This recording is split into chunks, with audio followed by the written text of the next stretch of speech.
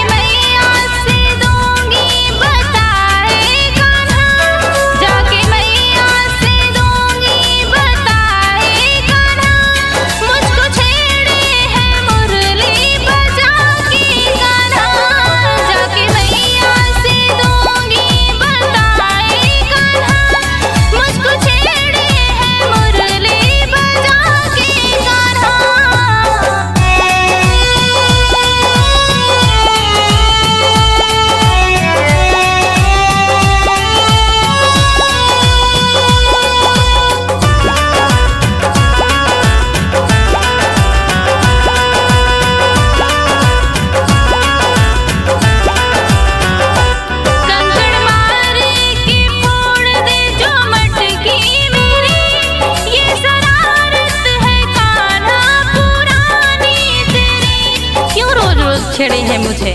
Sorry Radhe.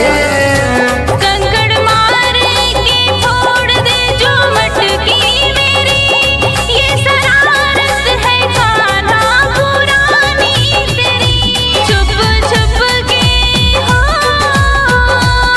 छुप छुप के कपड़े चुराए कान्हा, मुझको छेड़े हैं मुरली बजा के कान्हा। जाके मैया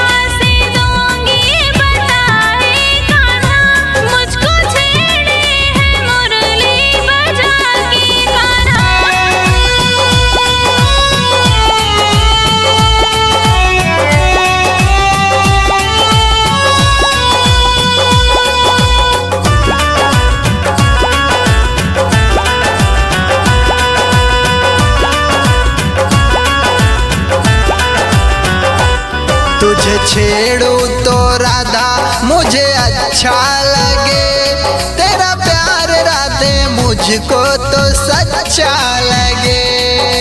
हो तुझे छेड़ू तो राधा मुझे अच्छा लगे, तेरा प्यार राधे मुझको तो सच्चा लगे। तेरी नजरों से हो, तेरी नजरों से हो जा